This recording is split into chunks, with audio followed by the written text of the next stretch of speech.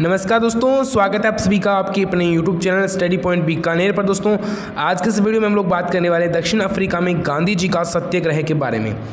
किस प्रकार से वहाँ पर गांधी जी का सत्याग्रह हुआ और किस प्रकार से उन्होंने वहाँ पर क्या क्या कुछ किया।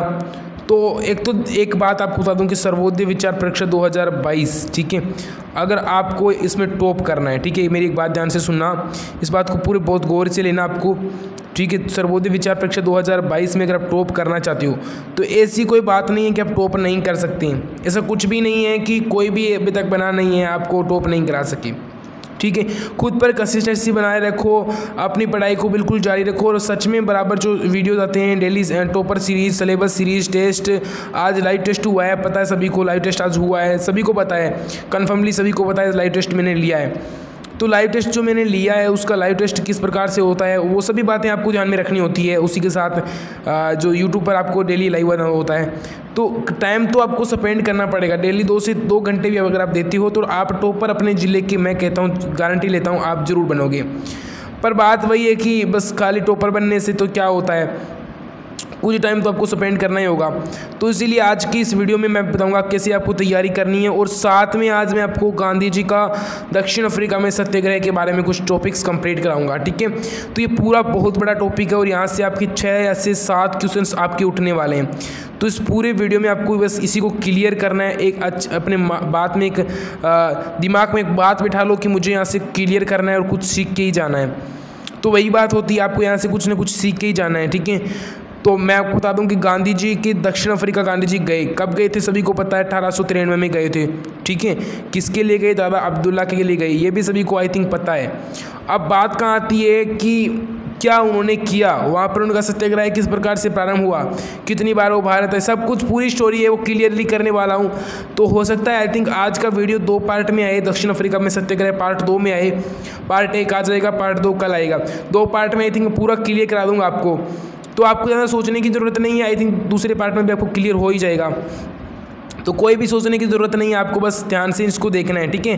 गांधी जी के निस्वार्थ कार्यों और वहाँ जमी वकालत को देखते हुए तो ऐसा लगने लगा था कि जैसे वह नेटाल में बस गए। यहाँ पे जो नताल नाम आ रहा है ये नेटाल ही समझ सकते हो आप इसे, ठीक है, नेटाल ही, ठीक है। तो नेटाल में बस गए हो। सन 1896 के मध्य में वह अपने पूरे परिवार को अपने साथ नताल ले जाने के उद्देश्य से भारत आए थे।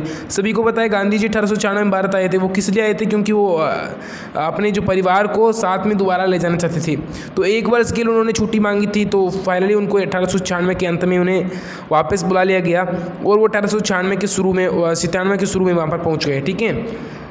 तो ले जाने के उद्देश्य से भारत आए थे। अपनी इस यात्रा के दौरान उनका लक्ष्य दक्षिण अफ्रीका के भारतीयों के लिए देश में यथाशक्ति समर्थन पाना था और जनमत तैयार करना भी था। यहाँ वो आए, उनका एक ही लक्ष्य नहीं था कि बस अपनी परिवार को वहाँ पर ले जाना है। उनका मुख्य लक्ष्य था कि दक्षिण अफ्रीका में जो लोग रह रहे हैं उनका भारतीयों से समर्थन हासिल किया जाए कि क्या उनकी वहाँ पर स्थिति है और उनकी स्थिति को कैसे सुधारा जाए। जहाँ पर गांधी जी प्रयास कर रहे थे वहाँ पर 3-4 और लोग प्रयास करें, 10 लोग प्रयास करें, देश से लोग आएँ और उनकी स्थिति को सुधारें, ठीक है। आगे देखते हैं। राजकोट में रहकर उन्होंने प्रवासी भारतीयों की समस्या पर एक पुस्तक लिखी और उसे छपवाकर देश के प्रमुख समाचार पत्रों में उसकी प्रतियां भेजी। अब इस पुस्तक का नाम क्या था, सभी को आई थिंक मैंने समझा रखा है कि राजकोट में कौन सी पुस्तक लिखी। तो जैसे कि अपने मार्कर का कलर आ रहा है यानी हरी पुस्तिका, जैसे कि अपना अभी कलर आ रहा है, आपको मार्कर का कलर दिखाई दे रहा है, ऐसी हरी पुस्तिका, इसी कलर की एक पुस्तिका उन्होंने लिखी थी, ठीक है। तो उन्होंने पुस्तिका लिखी थी और उससे देश की जो प्रमुख समाचार पत्र थे उनके पास उसकी फोटोकॉपी प्रतियां वगैरह भेजी। तो इसी समय राजकोट में फैली महामारी प्लेग एक महामारी है जो उस समय फैल रखी थी, जो कि आज के समय की कोरोना के समान मान सकते हो आप, अपना उग्र रूप धारण कर चुकी थी। गांधी जी स्वयंसेवक बनकर अपनी सेवाएं देने लगे। वहाँ की दलित बस्तियों में जाकर उन्होंने प्रभावितों की हर संभव सहायता की, ठीक है। अपनी यात्रा के दौरान उनकी मुलाकात देश के प्रमुख नेताओं से हुई। बदरुद्दीन तैयब, देखा नाम याद रखना है सभी कि ऐसा पूछेंगे कि 1896 के बाद में गांधी जी की निम्न में से किस नेता से मुलाकात नहीं हुई या किस नेता से हुई, तो सभी नाम आपको याद रखने बहुत ज़रूरी है, ठीक है। एक तो है बदरुद्दीन तैयब, दूसरा है सर फिरोज शाह मेहता, तीसरा है सुरेंद्र नाथ बनर्जी। सभी की कुछ न कुछ उपाधियाँ हैं। सर फिरोज शाह मेहता को उन्होंने हिमालय कहा था, ठीक है। सुरेंद्रनाथ बनर्जी को उन्होंने बंगाल का देव कहा था, ठीक है। लोकमान्य तिलक को उन्होंने एक सागर कहा था, ठीक है, और गोखले को उन्होंने गंगा कहा था, ठीक है। तो ये सभी जो नेता हैं इनसे मिले थे, इनको गांधी जी ने कुछ न कुछ उपाधियां जरूर दी थी, ठीक है।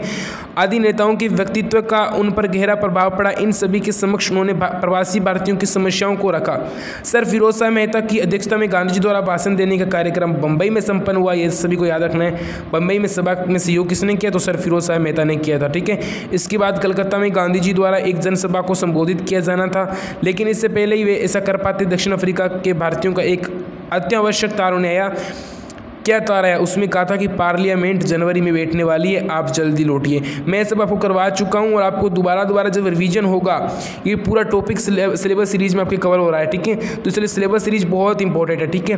तो इसके बाद वे अपनी पत्नी और बच्चों के साथ 1896 के जो नवंबर महीने हैं उसमें वो चले गए, डरबन के लिए रवाना हो गए, ठीक है। अभी ध्यान से देखो, भारत में गांधी ने जो कुछ किया और कहा उसकी सही रिपोर्ट तो नेटाल नहीं पहुंची। अब गांधी जी ने या कुछ ही कहा, वो नेटाल के गोरों के पास उनकी रिपोर्ट है वो कुछ और ही पहुंची। तो इससे एक बुरा प्रभाव पड़ा वहाँ पर कि गांधी जी ने पता नहीं क्या कह दिया उनके बारे में। एक गोरे ऐसे सोचने लगे कि गांधी ने वहाँ पर जाकर हमारी बेइज्जती की है, हमारा अपमान किया है, गलत हमारे बारे में अपशब्द लिखे हैं। पर ऐसा कुछ भी नहीं था। गांधी जी ने जो ऐसा कोई भी वर्ड भारत में आकर नहीं लिखा था जो कि पहले दक्षिण अफ्रीका में लिख नहीं चुके थे, ठीक है। तो ऐसा कुछ भी नहीं था। तो ठीक है, तो उसे बड़ा चढ़ाकर तोड़ मरोड़ कर वहाँ पर पेश किया गया। इससे लेकर वहाँ के गोरे जो वासिंदे गुस्से में आग उबला हो गए। और कुरलैंड, एक कुरलैंड याद रखना, कुरलैंड ये जहाज़ है, ये किसका है? तो कुरलैंड जहाज़ याद रखना, 100% बता रहा हूँ आपको। कुरलैंड जो जहाज़ है वो है इनका बाबा अब्दुल्ला का, ठीक है। बाबा अब्दुल्ला का एक स्टीमर था। तो कुरलैंड नामक जो जहाज़ था, जब गांधी जी नताल पहुंचे तो वहाँ के गोरों ने उनके साथ अभद्र व्यवहार किया, ठीक है।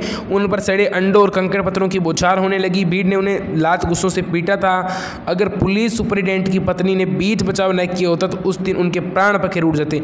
देखो क्या एक ये घटना है गांधी जी के साथ जो बहुत ही शर्मनाक बात हो सकती है हमारे देश के जो नागरिकों के लिए, कि गांधी जी को ऐसे भी कुछ कष्ट झेलने पड़े थे। गांधी जी ने ऐसी कोई पुस्तक लिखी थी हरी पुस्तिका, पर उसमें इतनी भी बुराई कुछ नहीं की थी अंग्रेजों की। पर जो गोरे वासिंदे थे उन्होंने कुछ और समझ लिया, तोड़ मरोड़ कुछ और पेश किया गया। तो उन्होंने गांधी जी पर गुस्सा थे, अंडों की बौछार की, उनको मारा पीटा लात गुस्सों से। और पुलिस सुपरिटेंडेंट की अगर पत्नी वहाँ पर नहीं आती तो गांधी जी की वहाँ पर मृत्यु भी हो सकती थी। ये स्टोरी आपको आत्मकथा में पढ़ी लिखी होगी आपकी, बट यहाँ पर आपको पूरी फुल स्टोरी में बताने वाला हूँ, ठीक है। तो इससे आपकी पूरी स्टोरी है वो क्लियर हो ही जाएगी यहाँ से, ठीक है। तो फिर क्या हुआ कि उधर लंदन के उपनिवेश मंत्री ने गांधी जी पर हमला करने वालों पर कार्रवाई करने के लिए नटाल सरकार को तार भेजा। गांधी जी ने आरोपियों को पहचानने से इनकार करते हुए उनके विरुद्ध कोई भी कार्रवाई नहीं की। हालांकि गांधी जी उनको पहचानते थे, फिर भी उन्होंने उनके विरुद्ध कोई भी ऐसी कार्रवाई नहीं की, क्योंकि यह उनकी अहिंसा का एक साधन था।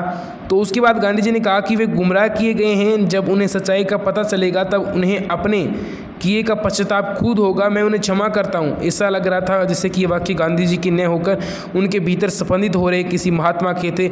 ये बात काफ़ी इंपॉर्टेंट है, आप यहाँ पर नोट कर लो, ठीक है। ये बात क्यों इंपॉर्टेंट है, ध्यान से देखो इसको, कि गांधी जी के ये वाक्य थे ही नहीं उसमें, क्योंकि उसमें गांधी जी एक नॉर्मल, जो मान सकते हो कि नॉर्मल व्यक्ति थे। और एक नॉर्मल व्यक्ति पर जब इस प्रकार का अत्याचार होता है तो एक स्वाभाविक सा व्यक्ति केस उस पर मुकदमा जरूर करता है। पर महात्मा गांधी ने ऐसा कुछ करने से इनकार कर दिया और कहा कि जब उन्हें पता चलेगा तो वे खुद पश्चाताप करेंगे। ऐसा कुछ बड़ी बड़ी बातें कही। तो इससे स्पष्ट होता है कि वो एक महात्मा उसमें उनमें पल रहे थे, ठीक है। अपनी दक्षिण अफ्रीका की दूसरी यात्रा के बाद गांधी जी में अद्भुत बदलाव आया। पहले वे अंग्रेजी बैरिस्टर के माफिक जीवन जीते थे, लेकिन अब वे मितव्ययिता को अपने जीवन में स्थान देने लगी। मितव्ययिता मतलब कम खर्चा करना, ठीक है। उन्होंने अपने खर्च और अपने आवश्यकताओं को कम कर दिया। गांधी जी ने जीने की कला सीखी, ठीक है। ये कला उन्होंने इंग्लैंड में भी सीखी थी, पर वो जो कला थी इंग्लैंड वाली वो खर्चीली थी। उन्होंने खर्चा करना शुरू किया और अब उन्होंने मितव्ययिता यानी कम खर्चा करना शुरू किया। कपड़ा सिलने आदि काम वे खुद करने लगे, मतलब कपड़ा इस्त्री करना, अपने कपड़े खुद सिलना, वो काम खुद ही करने लगे। अपने बाल खुद काटते थे और साफ सफाई भी करते थे। इसके अलावा वे लोगों की सेवा के लिए समय भी निकालते थे। वे प्रतिदिन 2 घंटे का समय एक चैरिटेबल अस्पताल में देते थे। वहाँ के कंपाउंडर की हैसियत से वे काम करते थे और अपने 2 बेटों के साथ साथ भतीजे को भी वहाँ पर वो पढ़ाते थे। तो ये कुछ उनकी दक्षिण अफ्रीका की स्टोरी है जो कि आपको समझ में आई थिंक आ गई होगी।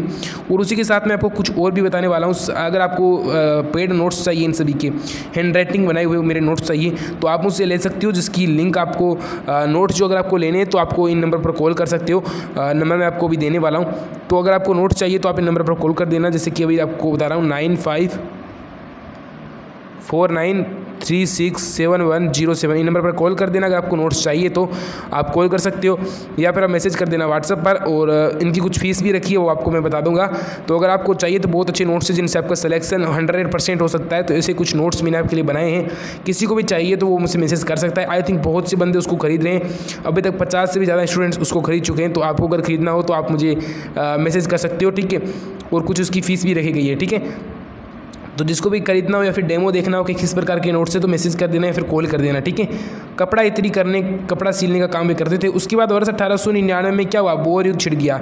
ये प्रश्न कई बार आता है कि बोअर युद्ध कब हुआ। देखो गांधी जी की जितनी भी प्रतियोगिताएं होगी उनमें ये प्रश्न आएगा कि बोअर युद्ध कब हुआ, तो आपको पता होना चाहिए 1899 में हुआ था, ठीक है। अब आएगा गांधी जी की पूरी सहानुभूति बोअर युद्ध के साथ थी जो अपनी आज़ादी के लिए लड़ रहे थे। गांधी जी ने सभी भारतीयों से उनका सहयोग देने की अपील की। उन्होंने लोगों को इकट्ठा किया, डॉक्टर बूथ की मदद से भारतीयों की एक एम्बुलेंस टुकड़ी बनाई। देखो बोअर युद्ध में गांधी जी ने क्या किया, तो वहाँ पर उन्होंने एम्बुलेंस में यानी घायलों की सेवा शुश्रूषा की। इस टुकड़ी में एक 1100 स्वयंसेवक थे। कितने? 1100 स्वयंसेवक। ये प्रश्न भी कई बार आता है, नोट कर लेना अपनी नोटबुक में, जिसमें भी आप नोट्स बना रहे हो उसमें नोट कर लेना, ठीक है। स्वयंसेवक थे और जो कि सेवा के लिए तत्पर थे। इस टुकड़ी का कार्यों की देखभाल में जुटना था। गांधी जी के नेतृत्व में सभी स्वयंसेवकों ने अपनी अमूल्य सेवाएं दी। गांधी जी जाति, धर्म, रूप, रंग भेद से दूर रहकर केवल मानवता की सेवा में जुटे थे। उनके इस कार्य की प्रशंसा में वहाँ के समाचार पत्रों में खूब लिखा गया और कहा कि एक भारतीय ने इस प्रकार की उनकी हेल्प की है, ठीक है। 1901 में युद्ध समाप्त भी हो गया और गांधी जी ने भारत वापसी का मन बना लिया। शायद उन्हें दक्षिण अफ्रीका में अच्छी सफलता मिली थी, लेकिन वे रुपयों के पीछे न भागने लगी। इस भय के कारण वे भारत आने के पक्ष में थे, लेकिन नेटाल के जो भारतीय उन्हें सरलता से छोड़ने वाले नहीं थे।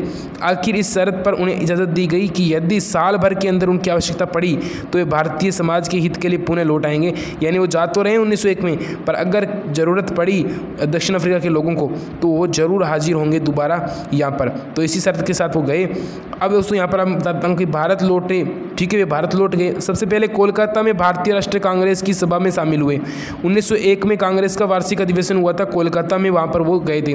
यहाँ पर पहली बार उन्हें ऐसा लगा कि जैसे भारतीय राजनेता बोलते अधिक है और काम कम करते हैं, मतलब करनी और कथनी में फ़र्क होना, इस प्रकार से उन्हें कुछ लगा। गोखले के यहाँ कुछ दिन बिताने के बाद ये भारत यात्रा के लिए निकल पड़े। उन्होंने तीसरे दर्जे की डिब्बे में यात्रा करने का निश्चय किया ताकि वे लोगों यानी जो गरीबों की तकलीफ़ों को जानने के साथ साथ स्वयं भी उनके अनुरूप ढल सके। उन्हें इस बात का दुख हुआ कि तीसरे दर्जे में भारतीय रेल अधिकारियों द्वारा काफ़ी लापरवाही बरती जाती है। इसके अलावा यात्रियों की गंदी आदतें भी डिब्बे में दुर्दशा के लिए प्रमुख रूप से जिम्मेदार थी, जैसे कि यात्री बीड़ी पीते थे, ऐसे कुछ वगैरह, नशा धूम्रपान करते थे, जो कि गांधी जी को पसंद नहीं था। वो तीसरे डिब्बे का अनुभव उन्होंने उसी समय लिया था। तो आज की सिलेबस सीरीज़ की वीडियो में हम लोग गांधी जी के दक्षिण अफ्रीका के बारे में बहुत कुछ जान लिया हम लोगों ने, और आगे 2 या 3 वीडियो में सब कुछ हम लोग जान लेंगे और पूरा टॉपिक क्लियर कर लेंगे, जिसमें से 6 से 7 क्वेश्चन इससे बाहर कहीं नहीं जाने वाले। टेट सिविल सर्विसेज के एग्जाम तक आपके लिए इंपॉर्टेंट है, और IAS IPS तक एग्जाम देते हो तो इससे बाहर कुछ भी नहीं आ सकता। तो यहाँ पर बहुत ही एकदम डीपली मैंने आपको स्टडी कराई है, और उसी के साथ अगर आपको नोट्स चाहिए तो आप मांग सकते हो मुझसे। नंबर मैं बार बार दे रहा हूँ आपको, यहाँ पर आप कॉल कर सकते हो, मैसेज कर सकते हो 9549367107। कॉल कर देना, फिर मैसेज कर देना, आपको मिल जाएंगे। और साथ ही अगर व्हाट्सअप भी कर सकते हो, और टेलीग्राम ग्रुप बना रखा है जिसमें डेली क्विज होती है, और अभी आपकी 8 बजे क्विज होने भी वाली है, तो आप 8 बजे जरूर ज्वाइन होना। मिलते हैं दोस्तों 8 बजे वाली शाम को क्विज में टेलीग्राम पर। और अभी टॉपर सीरीज़ का आज एक वीडियो भी आने वाला है जो भी आपको मिल जाएगा। तो आज की वीडियो दोस्तों इतने, मिलते हैं कल वाले पार्ट 2 में। तो आज की वीडियो में इतना ही। Thanks for watching.